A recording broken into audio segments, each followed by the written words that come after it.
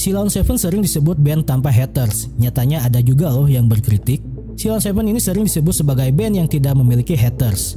Pernyataan semacam ini sering dijumpai di berbagai kolom komentar yang mencuat cuplikan Sheila on 7. Ada sejumlah faktor yang membuat pertanyaan itu mudah diterima. Pertama, musik Sheila on 7 sampai detik ini masih ramai didengarkan oleh remaja SMA sampai lintas usia ya teman-teman. Dan lagu-lagu seperti Sebuah Kisah Klasik, Sahabat Sejati, dan Anugerah Terindah Yang Pernah Kumiliki masih saja bisa dijumpai di pensi-pensi zaman sekarang. Tentu ini tidak lepas dari musik Sheila on 7 yang easy listening, lirik puitis yang mudah dipahami dan relate sama kehidupan anak muda era manapun. Faktor kedua adalah personil Sheila on 7 yang tak bisa lepas dari embel-embel sederhana, wajah ganteng paduta yang tidak pernah tua, dan celutukan-celutukannya yang ramah di tiap kali mereka konser. Meski demikian, band yang berdiri pada tahun 1996 ini, dalam perkembangannya Sheila on 7 pernah menerima banyak cibiran, salah satunya pada awal kemunculannya. Kita tahu bahwa mereka memiliki julukan band 1 juta kopi. Itu sudah tidak bisa dipungkiri. Hal tersebut tak lepas dari penjualan album fisik yang berjudul Subtitle di tahun 1999 dan Kisah Klasik untuk Masa Depan di tahun 2000 dan 07 Desember di tahun 2002 yang tembus sampai 1 juta kopi.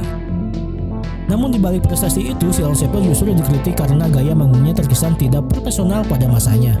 Macam penampilan ala kadarnya sampai baju dan rambutnya pun cuek-cuek saja. Sheila on 7 juga sempat dicibir oleh VJ MTV yang bernama Eddie Broccoli dengan memakai baju yang bertuliskan tidak sepantasnya untuk Sheila on 7, yaitu Eddie Broccoli. Dan setelah sekian lama gosip ini beredar, ia secara terang-terangan menyebut bahwa dirinya tidak menyukai lagu yang diciptakan oleh Eros Chandra. Meski belakangan dalam beberapa interview, Eddie Broccoli mengaku bahwa kaos yang menyindir Sheila on 7 kala itu cuma iseng, yang mana hanya ingin mencari sensasi doang. Tidak sampai di sana, bahkan di daerah Jogja tempat Sheila on 7 lahir, band tersebut juga awalnya tidak digemari banyak orang. Hal tersebut seperti dituturkan oleh Eric Sukamti dalam channel YouTube-nya. Sampai di sini rasanya kita bisa sepakat bahwa klaim Sheila on 7 adalah band tanpa haters tidak benar adanya. Jika misalnya ada yang berkomentar, itu kan dulu, sekarang gak lagi.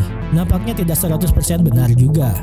Dalam konser tunggal Sheila on 7 pada 28 Januari lalu, mereka mendapat kritikan pedas dari komedian sekaligus wartawan musik Soleh Solihun. Soleh dalam postingan Instagramnya menceritakan pengalaman menonton konser Sheila on 7. Ia mengaku bahwa terakhir kali menonton Sheila on 7 manggung itu 11 tahun yang lalu.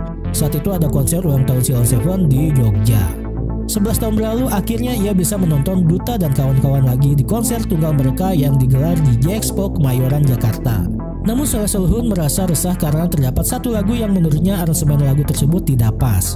Lagu yang dimaksud adalah Sebuah Kisah Klasik. Kalian mungkin pasti familiar dengan lagu satu ini karena sering diputar pada saat acara kelulusan SMA sampai dimasukkan ke dalam sejumlah film dokumenter putih abu-abu. Banyak orang menyukai lagu itu karena lagu itu mempertebal kesedihan dan kehilangan teman. Namun di satu sisi merayakannya dengan penuh sukacita. Satu kontradiksi perasaan yang membuat lagu itu berkesan.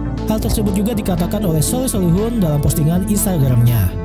Ia menyayangkan aransemen lagu Sebuah Kisah Klasik justru cuman ada sisi cerianya saja. Bahkan terkesan jadi lagu party. Ini isi cuitan Soleh Solihun. Keresahan saya cuma satu, wahai Eros Chandra, kenapa Sebuah Kisah Klasik aransemennya jadi ceria kayak lagu party? Padahal daya tarik lagu ini adalah kontradiksi nuansa sendu dan optimisme yang bercampur di satu lagu. Ungkap Soleh Solihun di Instagram pribadinya. Meski dikritik, Sheila on 7 melalui Eros Chandra menanggapi dengan santai dan mengatakan kalau nanti aransemen Sebuah Kisah Klasik yang khas itu dapat dibawakan khusus untuk Soleh. Iya juga ya, akan disentuhkan lagi khusus Kang Soleh deh. Jawab Eros Chandra dengan tawa melalui akun Instagram pribadinya Eros Chandra. Poin yang bisa diambil dari semua kritikan yang diterima Sheila on 7 adalah pernyataan bahwa band ini bukanlah band yang tidak memiliki haters. Justru komentar-komentar yang tidak menyukai karya Sheila on 7 sebenarnya ada dan sangat dibutuhkan oleh band tersebut. Kita tahu bahwa setelah Sheila on 7 dikritik pada awal kemunculannya, mereka segera berbenah dan tampil lebih profesional.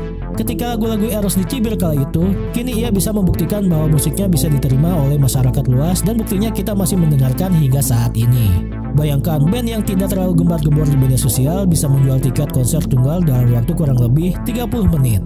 Jadi kurang lebih seperti itu ya Sobat Movers. Jangan lupa di like, komen video ini. Dan jika kalian ingin berkomentar, kalian langsung komentar saja di bawah video ini ya teman-teman. Thank you yang sudah menonton video ini. Sampai jumpa di video selanjutnya. Bye-bye.